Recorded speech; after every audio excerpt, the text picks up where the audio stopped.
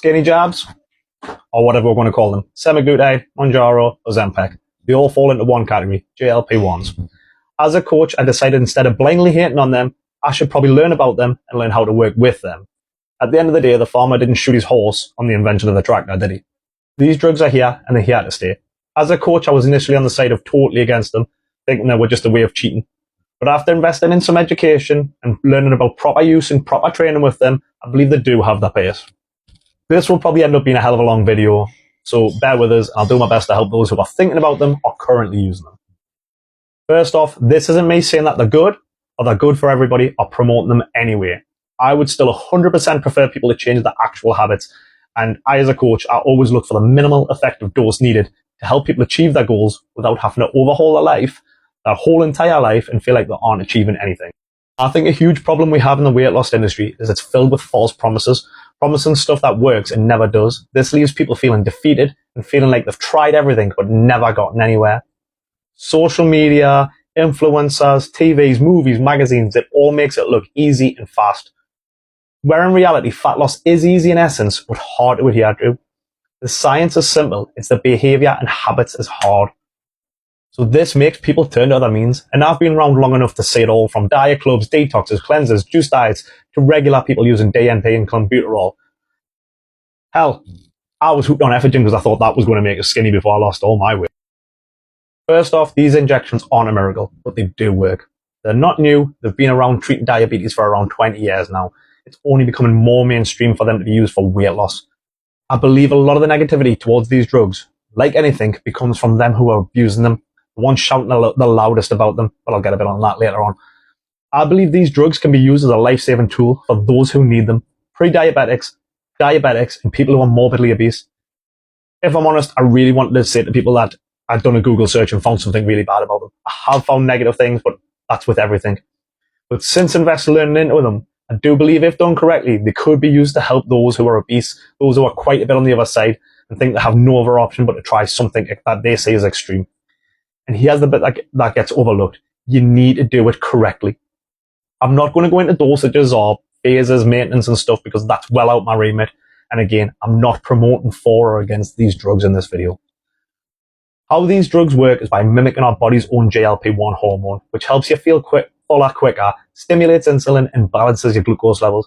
They also slow down the gastrical emptying, helping you to feel fuller and stop eating due to the increased feeling of satiety.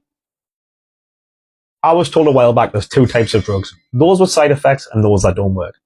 There's going to be side effects. People report headaches, nausea, dizziness, diarrhea, and some people are reporting pancreatitis issues and some with kidney issues.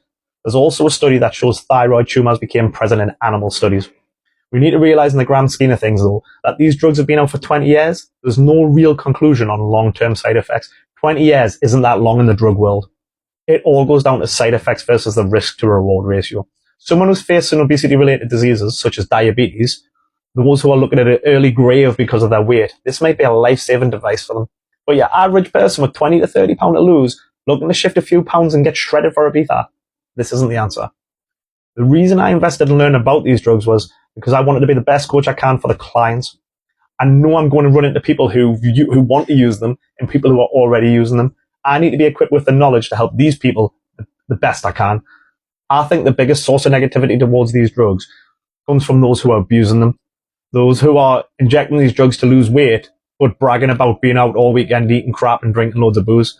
That's not the intention. These are the ones who give this a bad name. Same as steroid abusers.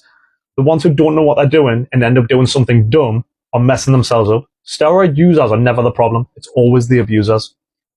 I also see a lot of coaches outright hating on them and those who use them. And I think this goes down to two things. First one being, it takes away from the hard work they had to do it without any of the help. And number two, fear of loss of income when it comes to not being needed because they feel people will just use these drugs and be done. But that couldn't be further from the actual case. Those who are using these drugs are going to need more support from personal trainers and coaches than those who don't use them. If I'm coaching someone who's not using these drugs, my job's quite simple. You give me your biometrics and I'll give you a step goal, a workout plan tailored to the amount of days you can train and to your goals. Here's your calorie target, here's your protein target. A lot of workout plans will be similar in nature. We'll focus on compound lifts and the plans will usually last 45 minutes to an hour. A lot of the calorie plans will be the same. Here's your calorie plan, here's your protein targets, track your calories and aim for the protein goal. Eating what you currently eat, and let's learn what you're currently eating, which is a good choice and which could be switched out or you need to eat less of. However, when someone's on GLP-1 drugs, there is more consideration on how we train due to the effects that the drugs are giving them. The person isn't going to be able to train for as long or as hard as someone who isn't using them. They probably won't last the hour because they simply don't have the fuel due to the lack of calories. If I train someone with an hour, I run the risk of burning them out or them even passing out. And if they pass out, that's a hell of a lot of paperwork for me. I'm a firm believer in small calorie deficits to allow people wriggle room and drop in calories when they need it, but also give them the best quality of life when they're dieting. So they have the energy to train and can feel like they're eating a lot of food while being in a calorie deficit. I often have clients who tell us they can't hit their daily calorie target due to how high I've set them. And that's fine, as long as they're feeling okay, have the energy to perform what they need to do, and they're recovering from the workouts. And not purposely under-eating, because every time somebody purposely under-eats, they fall off the wagon and they start binge eating, and as well as that performance going down the drain in the gym. So for example, if I had a client, let's call her Lucy, and I cloned Lucy, and I gave both Lucy and her clone 2,000 calories, but I give our clone GLP-1 medication. There's no way she's going to make it at 2,000 calories because of the effects of the drugs. She would fill up and stay fuller longer. Those who aren't using GLP-1 medication have more freedom with food, as they can just, for the most part, focus on calories and protein. However, those on GLP-1 drugs, they need to focus on getting their protein in on a much lower calories. And anyone who's just started trying to increase their protein will tell you how difficult it is. Also, due to the effect on gastric emptying, they need to be careful with their fat intake. Although fat is vital for us, it's harder for the body to digest. So it's going to leave them feeling fuller for longer and more uncomfortable. It's going to be even harder to get the calories in. This is where we're getting into the important side of the weight loss from GLP-1 drugs. Protein is super important. We need to try and maintain as much muscle mass as possible when losing weight. Your body is made up of several things: skeleton, muscle, fat, and water. Water will fluctuate all the time, and we don't want to be losing weight by losing our skeleton or bones. So that leaves us with muscle and fat.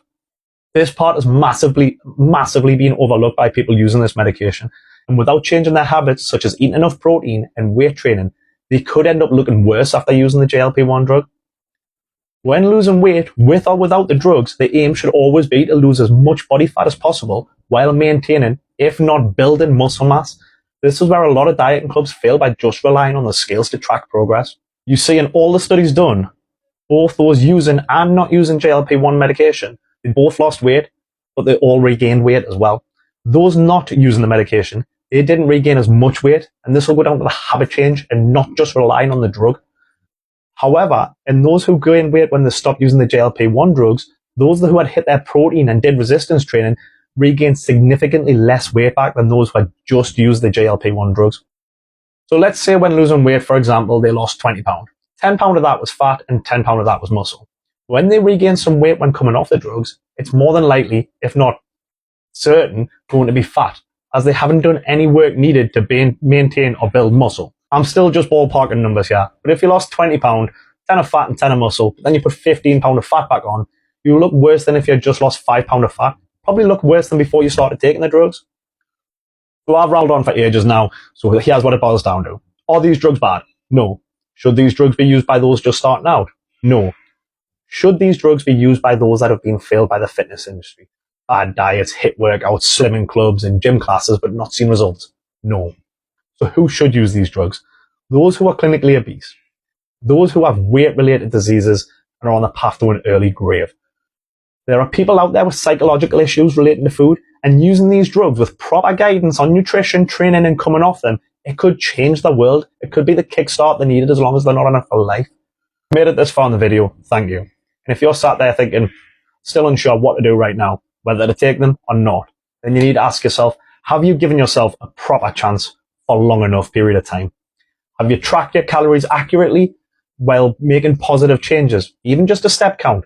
That's the bare minimum effective dose. I've done it a million times with people, never even have to have them in the gym. My advice would be to reach out to a coach you can look into for credibility, not just some fancy photo, someone who can have an honest chat with you about your lifestyle and your situation before diving into these GLP-1s. I'm always available to chat via email or anything, www.garethbedo.com. I'll give you honest, actionable advice that you can take away and implement. Don't need to give us a penny. Who knows, we could work together in the future, or you could recommend us to a friend.